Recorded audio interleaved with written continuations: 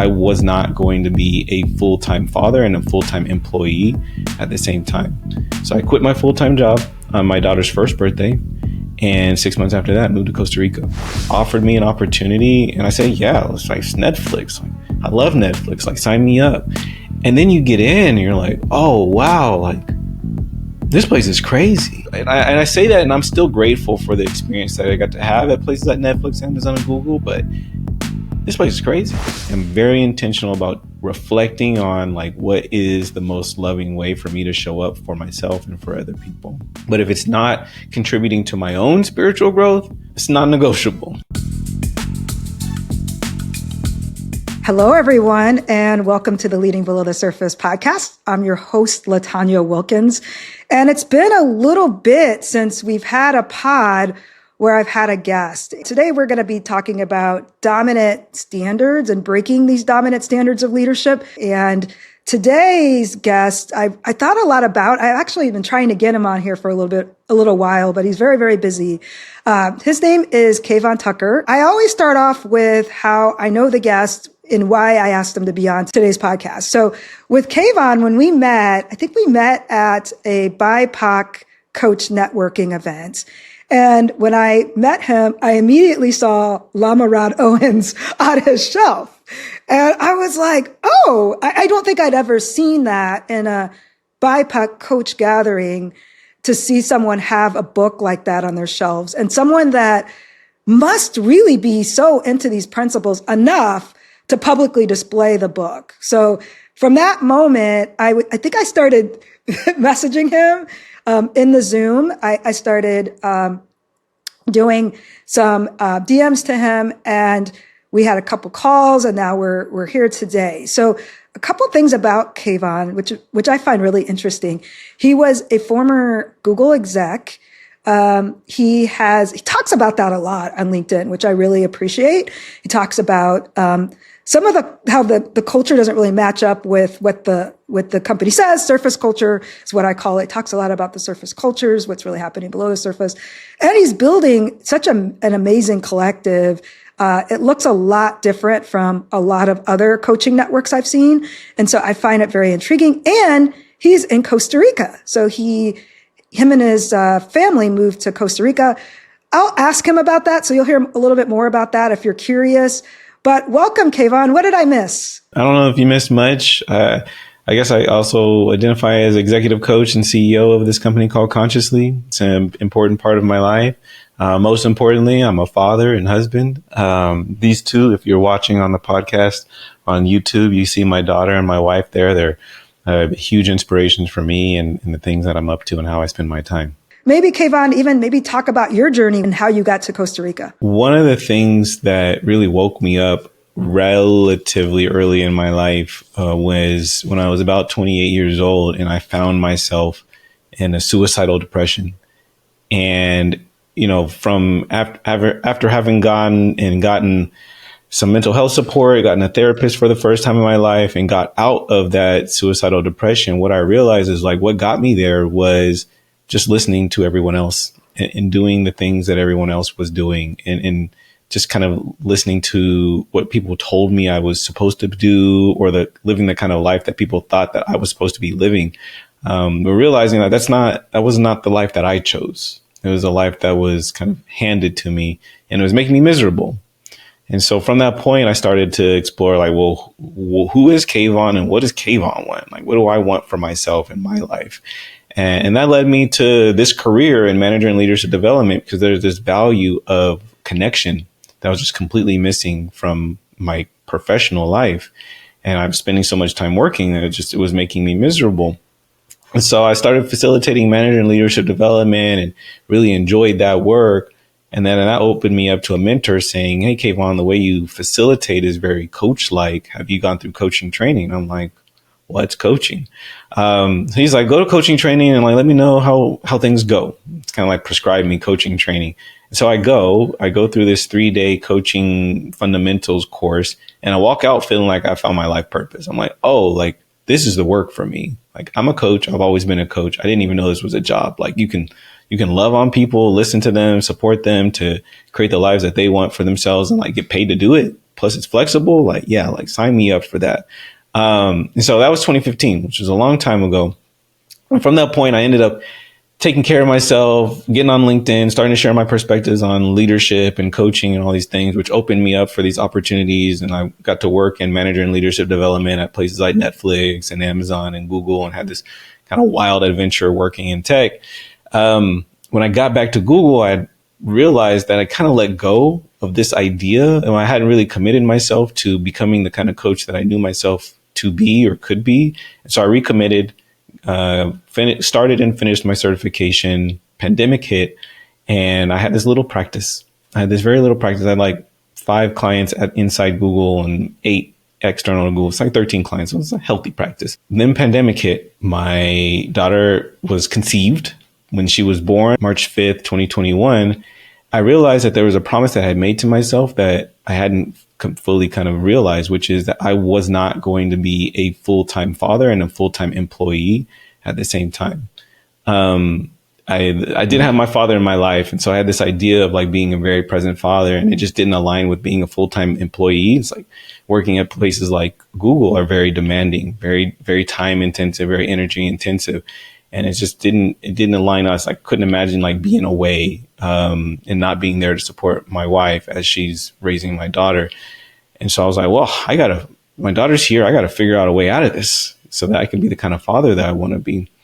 And so I spent the next 9 months figuring it out. And through the grace of God, I had a couple corporate coaching contracts. I had a bunch of clients come to me. And so my practice went from like 13 clients with me as an individual to like 50 something clients with me plus some coaching friends.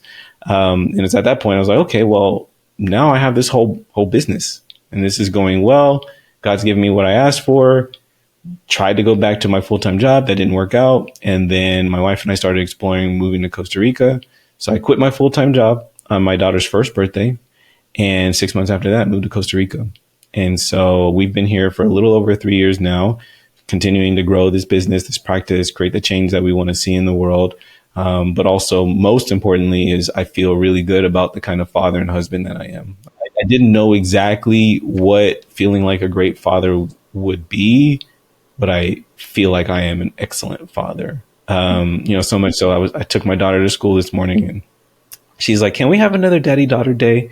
I really like daddy-daughter days. And I'm like, yeah, babe, we'll have another daddy-daughter day this weekend. And that's the kind of stuff that is a dream for me, is to be in that kind of place where my daughter just really enjoys the time that we get to have together, enjoys being around me, asks for me to spend some quality time with her. And then I have the flexibility to just like do that. Like, yeah, we can just do that. Right. And I can feel good about it. So that's how I got to Costa Rica. That's a little bit about my journey. Yeah. You had this career that people just vie for. Like they look for it. They look at it on a poster and they're like, that's what I want. I want this. And, I've seen some of your posts and it's not what it seems. So I want to get into that in a minute because I've had that experience as well. The other thing that I think you've said, and I think will really resonate with folks, is you had that turning point in your life. I love Joanna Macy's work. I don't know if you know, but the Great Turning, and like sometimes that happens within us as individuals. Like she talks about that in our society, just really understanding where we're at, what's at stake, and turning around, and how we run our society, how we act in our society. But yours was your daughter being conceived, and that could be different things for different people. But it's like that moment where you're like, wait a minute, this isn't who I'm supposed to be. This isn't what the universe had for me. I mean, I think mine is my grandmother passing away. And it was my mom first and then my grandmother. And that was like my matriarch. And it was like, wait a minute, life is not forever. Yeah. In these corporations, I'm doing these things that I'm not flexing my full potential. I'm not able to do that. I'm feeling microaggressed all the time. I'm like, why are people jealous? This is a team. Like there's nothing. I'm not. And that was the thing with me is I don't compete. I collaborate, and I'm like, this is stupid. Like this is dumb. So really interested to hear about your career. And we know what your turning point was, but before your turning point, Was there ever anything in there when you were in those companies that they're like poster companies that you're like, wait a minute, this isn't what I thought? At every place I worked at, I want to be honest that I had a healthy amount of ego that led me to work for these places. Like I had, well, I'll call it a chip on my shoulder. That was like, look, I want to prove to people that like I can operate in these places. Like I can get these jobs and I can do well in these jobs. Right. It had some to do about the positive impact that I wanted to have as someone who identified as like a conscious leader. It's like I wanted to support leaders to become more conscious and to create tech that made more positive impact through their level of consciousness. Like that was definitely there. And that was some of the good that I wanted to do and felt like I did do working in these places. And when I got into these places, like first place I got into, it's like Netflix, right? Like I didn't ask for that job. That job came to me. They sourced me on LinkedIn and offered me an opportunity. And I said, yeah, it's like Netflix. Like I love Netflix. Like sign me up. And then you get in and you're like, oh, wow. Like this place is crazy. Right? Wait, back up. Wait. What? Wait, hold on. What's going on here? Like what is, I say that and I'm still grateful for the experience that I got to have at places like Netflix, Amazon, and Google, but this place is crazy, right? The way that people are working, the way that people are, I call it corporate politics. I don't know how much you know about the dark triad, like all that kind of stuff running rampant. Like I'd studied this stuff. Can I intrude just for a second as a coach? I know you know that term. So can you explain the great triad? Because a lot of people, I know what that is, but folks may not. So then this is something to look out for folks when you're in these positions and you're experiencing a turning point. Dark triad or great triad, as some may refer to, are three, we'll call them personality characteristics. One of them is psychopathy. Another is duplicity or duplicitousness. And the third one is the one I'm drawing a blank on. So maybe you can help me out. I think narcissism's in there, right? There you go. That's it. All that kind of running rampant at Netflix and Amazon and Google. Right. And so with me holding that awareness, like, oh, this is what's running these companies. I came in like wide-eyed, wanting to prove something to myself and prove something to other people and prove something to society. Like this black man who, raised by a single black woman and went to public schools, low income, Cal State Long Beach. Like I didn't go to a fancy school, like trying to prove something to myself and the people around me. It was like, I could do this. Right. And so I had done that. And then also being wide-eyed, thinking like I'm going to make some positive change here, right? As this young black man, like I'm going to change these organizations. I'm going to change leaders. And then walking in and be like, oh, okay, this is not what I thought it was going to be, right? Kind of crazy, quote unquote. I don't really like to use that term, but there's just a lot of unhealthy behaviors, unhealthy culture, harmful culture that was running rampant at a place like Netflix and Amazon.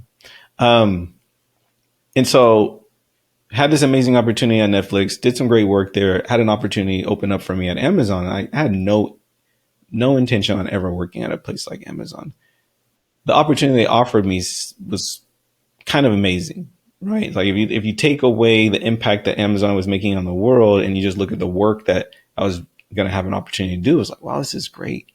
Right. I get to be a manager and leadership development facilitator. They flew me across the world to like train managers and directors and VPs on how to be a better leader. And again, I'm like early 30-year-old black man. Right. So I'm like talking to this 50-year-old white guys about leadership, right? Like training them. Like this is great. But then you look at the grand scheme of things and Amazon is,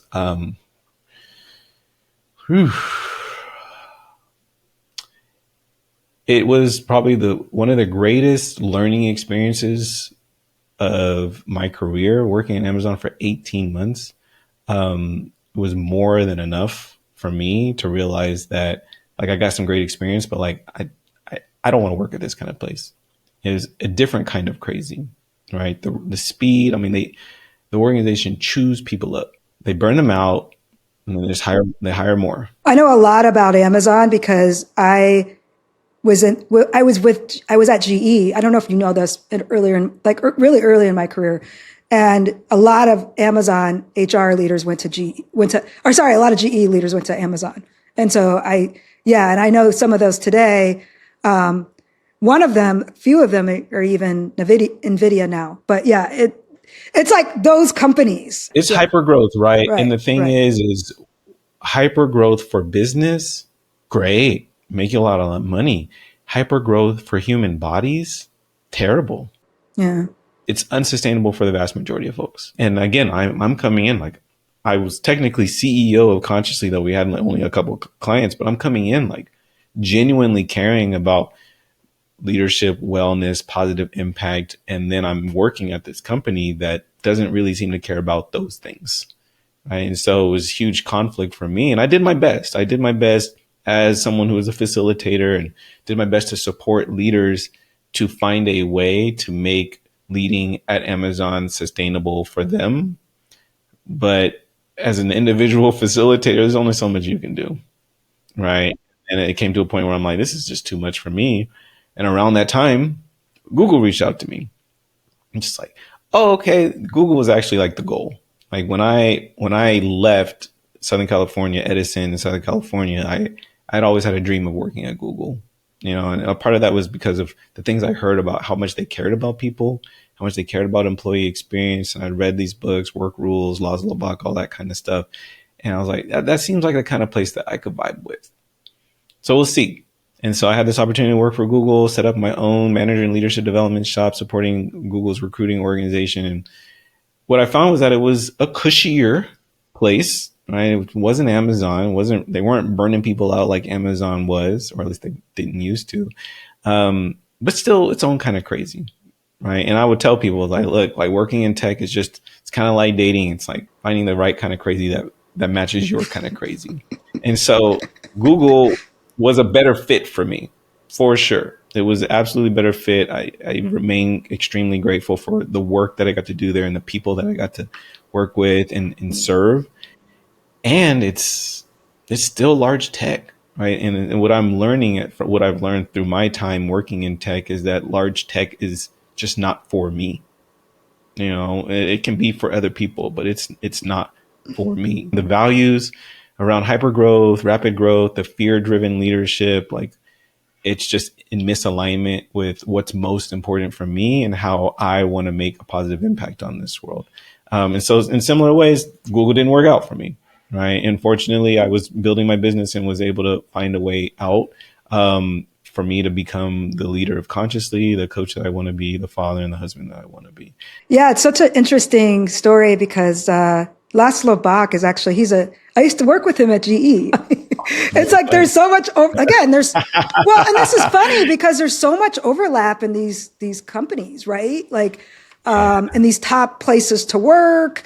These are the places you vie to have on your resume. I mean, I remember having GE on my resume. I get calls from recruiters all the time. Like I never had to look for a job. Like you said, speed is good for businesses, but it's not great for humans. Hyper growth is not great for humans.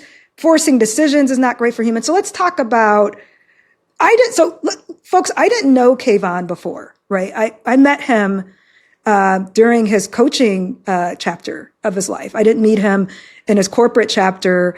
And I would love to hear how your thoughts around leadership have evolved, like what leadership means to you now. Because I mean, we have these dominant standards that we're talking about: speed, meritocracy, hyper growth, competition at any means, winning at any means.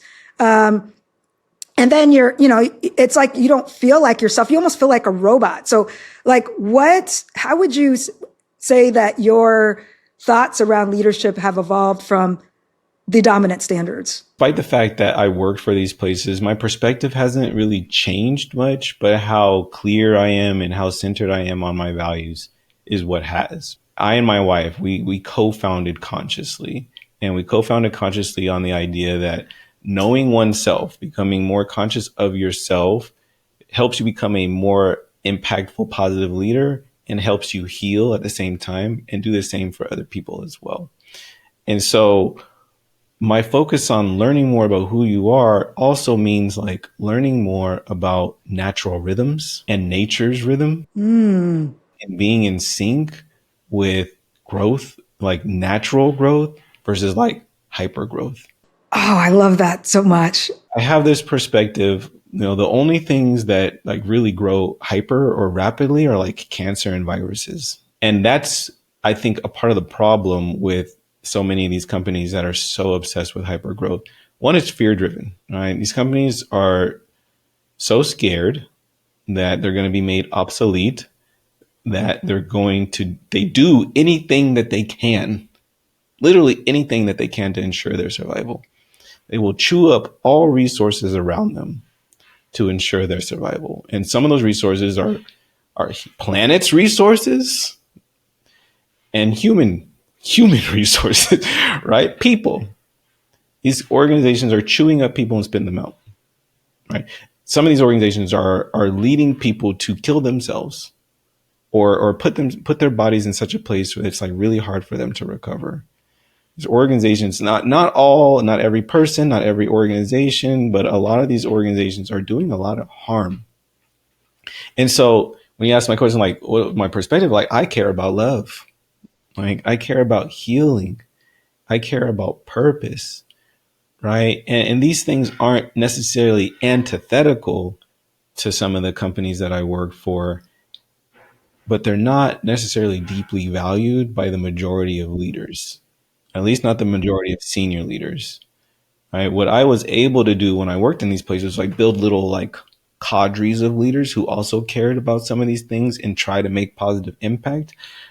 But if the most senior leaders don't care about love, if the most senior leaders don't care about wellness of humanity, there's only so much you can do, right? And that's what led me to keep bouncing around. So I'm like, oh, this ain't it, and this ain't it. I got to Google and was like, maybe, and then eventually was like, no, this ain't it either. The leaders don't really care. Some do. But the most senior leaders, I'm not convinced that the most senior leaders at these companies like really care about human welfare. They care about growth, and they care about profits, and they care about being known for positive or not positive, they care about being known for impact, innovation, invention, wellness. It's not what these companies are about. And so but that's what I'm about. Right. And I'm about wellness. I'm about liberation. I'm about meditation. Like these are things that I care about. And so there's eventually became this point where it's like, I can't be in integrity working at these places. Everything you said is so aligned with some of the things that I think about quite a bit. And I love the naming that you had for this. So when you talked about, folks, I'm looking at my sheet of paper. Hopefully you're all taking notes on this, but growth and profit, when you talked about that and you talked about just the natural rhythm of the universe. And I know it sounds woo-woo, folks, but for real, think about that. Think about like the pace of your life. And like there was a LinkedIn post that one of my friends posted recently, and she was talking about traveling and doing keynotes. And she used to travel, both get on a plane, go across the country, and then do the keynote that afternoon. But now she leaves a day for herself because guess what? That's not what we're supposed to be doing. We've gotten caught in this growth and hyper work and busyness, but that's really not the pace of us, like how we're supposed to do things, and having that time. And Kvon, I would love to hear if you're seeing this too, but I'm getting a lot of newer executive clients that are coming to me, especially in today's times. And they're like, LaTanya, everything I thought about leadership, I'm not sure if I think that anymore. Like I've worked for some great companies and I've gotten so many promotions but they're also at a place of conflict because they're like, this company, let's just use Google, for example. They've done so much for me. Like you said, I was 30 years old, 30-year-old Black man talking to 50-year-old white men with a lot of power.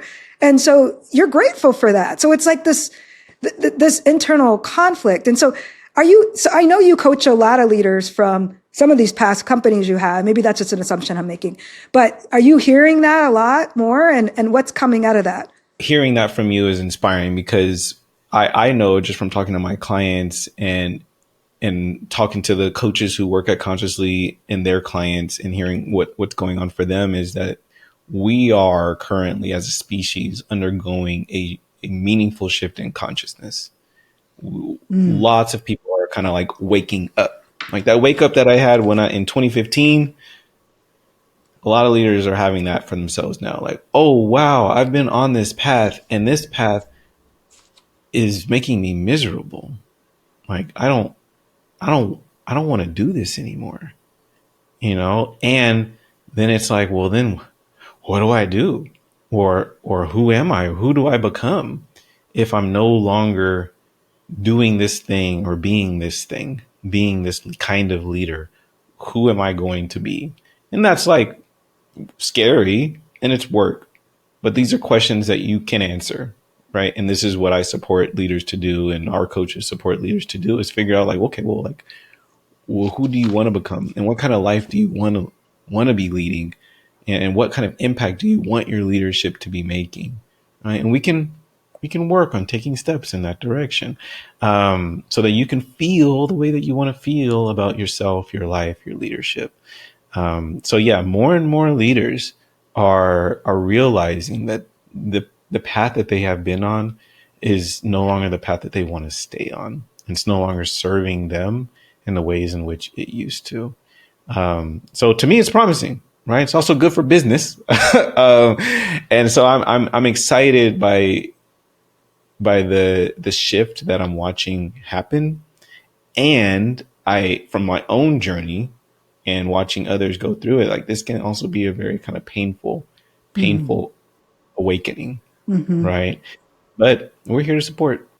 We're here to support folks to find a new path for themselves. I love that, like a change in consciousness, like the naming of that. Like it's like, because I think we used to talk about it as values. Like you have different values than me, but at this point, it's like I don't know if it's just values. I think that's part of it, but it's like values, internal consciousness is more external. Like we all share this thing called Earth. like there's no way past that. There's no way to get beyond that. That's just unless you want to try to go to a different planet. But I mean, that's not really, come on. Octavia Butler warned us. They're going to try. Okay. Octavia Butler, man, she really warned us. I read all of her books. I'm sure you have too. But yeah, she called this. She called this a long time ago. She did. Here's the next topic. And I could talk to you pretty much all day, but I want to try to kind of start wrapping this up. Maybe a couple more questions or a couple more topics. But as we think about consciousness, and I was telling you before when we first arrived in this podcast room, that I was talking to someone that had a lot of ego. And it's like, I don't talk to those people a lot sometimes. But, one-on-one coaching clients, I would say that's an exception. But someone that's actually wants to align themselves with me, like he actually said that, which is fine. I mean, go ask for what you want, right? I have no hate towards that. But it's like, how do you respond to that? Because it's like, do we write people? Because here's where I was at with that. At first I was like, wow, this is a lot of ego for me. I don't know. I think we might have different values. Bye. But I don't know if that's in this time when I think about my calling. I think the more that I do that, the more I'm building just an echo chamber. I mean, I have a whole book about building relationships with people who are different from you. So how do you feel about that? Like for the people that are interested, like they come to you and they're curious, but they have a ton of ego. Do you take them on? Like, what do you do? Because even you admitted you had some ego too. So how do you do that? This is a great question. Because I've recently started to come into a kind of different place with my relationship with ego. I don't think ego is a bad thing.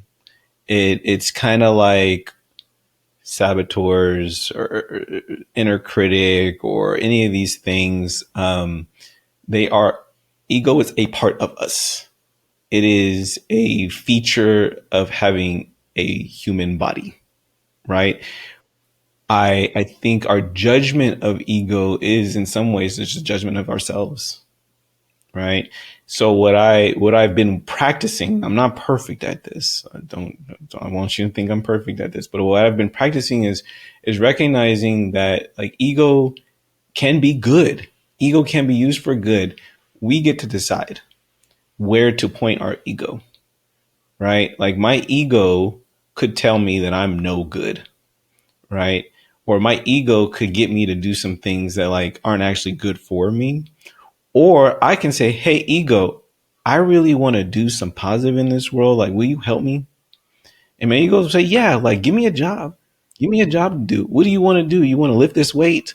You want to go run a mile?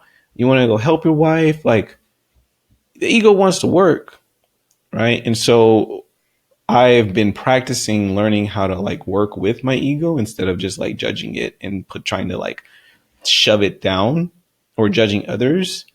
To your point, it's like when I meet someone who seems like they may be driven by their ego, I practice compassion imperfectly and realizing that, oh, this person's ego is running them. I can choose how I want to be in relationship to that, right? Again, I could judge them. I could keep them at a distance, or I could say, hey, you know what? Like I see you and I feel you. I've been there too. I have definitely been in a place in my life where my ego was running the show. Like my ego got me into tech, right? And I didn't even know that at the time. I now see it like, oh wow. But my ego did that. Like my ego got me a job at Google and Google changed my life for the better. So can I be mad at my ego for that? I think there's an opportunity for us to use our ego consciously, right? And that's what I would want to support. Like, what do you want your ego to do for you and the people around you? That's great. Yeah, because it's like I hear a lot of meeting people where they are. I was in a coaching session. I was at a coaching demo. It was like your past self and your future self. And that's a tactic that we use as coaches. And it's like, yeah, your past self had that too. Like we're all flawed. And it's like, I do feel like sometimes I feel like we're in a society where we're all flawed and like, yeah, there are very, very harmful behaviors, folks, going on. Don't get me wrong. And it's also, do we have room for redemption? Do we have room for that ego? Like for someone to go through the same process that you did, Kvon, right? Like their ego, they're using their ego for things. And then they're like, wait, that's not me, and now I'm ready to like move back, and I think again, I don't want to make a blanket, like everybody has to do what's right for them, follow your gut, folks. But that is a question I always have, because when I go on social media sometimes and I see people getting canceled or resentments, like people from like years ago, I'm like, really? Like how much activity do you need to see that's different? And again, I think it's up to the person. Like I'm not here on a soapbox saying what you should do, because some of those things like that hurt me more might not hurt you as much. So maybe that's something that I'm like, wait, this is a really important thing to me. So I can never forgive this person, but I don't think like that. But what are your thoughts on that? What comes up for me is, and I shared with you, love for me is a core value. And I do my best to show up in love with whomever I'm around. And my definition of love is the will to extend oneself for the betterment of oneself, the spiritual growth of oneself or another. And so if someone does something wrong, what's the most loving thing that I can do for them and for myself? Sometimes that's creating space. Sometimes that's meeting them with non-judgment. I can't answer that for anybody, but I am very intentional about reflecting on like what is the most loving way for me to show up for myself and for other people, and that's going to look different in every situation. But if it's not contributing to my own spiritual growth, it's not negotiable, right? And if it does, great. And if I can believe, or if I believe that it will contribute to that other person's spiritual growth, then like I'm gonna do that. So someone says something sideways to me, okay, how do I want to be with that? All right, what would be loving for me and loving for them? That's really an important point, because values aren't straightforward, are they? Because it's like nothing's ever absolute. Like you think about love and you're thinking, oh, love is showering someone with attention and being there for them and all these things. But love might also be having a boundary and not talking to that person. Like I love a lot of people from afar. that I don't talk to? Well, because we know with families, sometimes, yeah, it's like, and I just can't, yeah, and be in existence with them fully like that. But I still love them, and I could love them from afar and love them in different ways spiritually, right? Absolutely. Well, I think that's the beautiful thing is if you know that your presence in someone else's life, like you're going to be around them and you're just going to be judging them all the time. Right. And this is real for me too. Like if I know, like I have a really hard time, like being non-judgmental with somebody, it's probably not good for me and for them, for us to be around each other very often, and so that would be loving, is creating that space. And so, yeah, so when people show up in any kind of way, again, it's like, it's a practice. And I really want to press, like, I'm not perfect at this, but I do very, very intentionally practice being loving in as many circumstances as I can. Big question to end us, to land the plane here. But, well, this was such a beautiful discussion. I really enjoyed how you named all these things that a lot of us are feeling right now without naming people or companies. Like we named some companies that were personal to you, but it's like really not about a person or a company. It's about a trend. It's about the collective of all these actions going on and the collective that we're all forming against those things because we're in the process of building what we want. Like I firmly believe that people are like, LaTanya, you're so positive. I'm like, I'm not positive. I just think that, like, I just think about human psychology and like, I'm just very observant and I can feel a lot. I'm very intuitive and people are tired of this and I'm feeling a shift. And so what are like maybe a couple of tips or practices people can have to live more consciously? Love that. Well, I feel like I need to quote this man, this leader who brought us together, Lama Rod, who says that you can't be serious about liberation if you're not serious about meditation. I'm a very, very consistent meditator. And a part of the reason why is that learning more about oneself is, I think, the best thing that anyone can do to begin to create the life that they want for themselves and the people around them. It helps you learn more about your connection to your body, your connection to other people's bodies, your connection to the planet, and all of that will support you to become a leader of liberation for yourself and for others. And so for me, leading consciously, it's like meditate. If I had a prescription, it would be just meditate. It's free, doesn't cost you anything, like anybody can do it. It's totally accessible.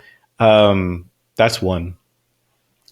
Two, I think as human beings, and you and I met in a BIPOC coaching community, I think healing, like other than meditation, whether it's psychotherapy or any other modalities that feel healing for one, I can't stress that enough. Psychotherapy saved my life, and then also changed my life. I don't know where I would be without having committed to that work for as many years as I have.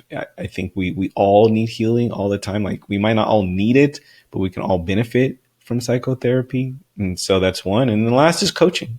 To me, I think coaching is like cherry on top, right? Like when you've gotten clear and centered on who you are and you feel relatively well healed, then it's time to create change.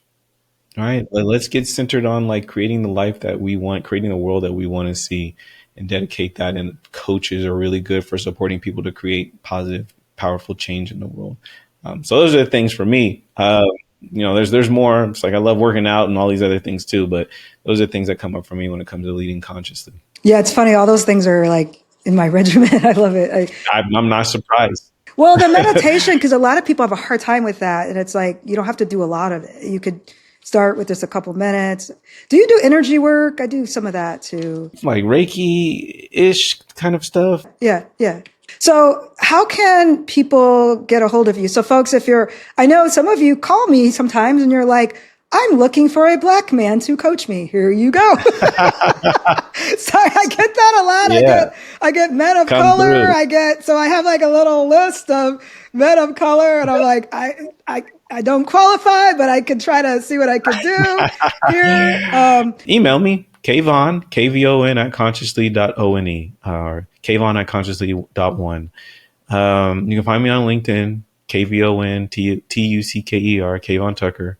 If you want a different flavor, a different version of me, you can find me on Instagram. It's going to be very different than what you get on LinkedIn.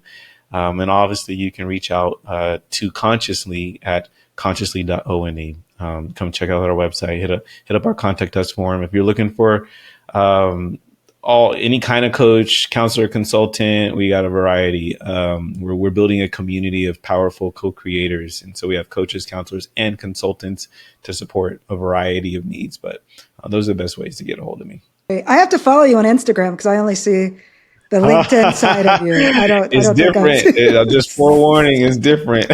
See, now I'm excited. It's probably more Lamaradish, right? Like, yeah, maybe. Yeah. I don't know. I'll let you be the judge. Okay. I'll let you be the judge. I'll report back, folks.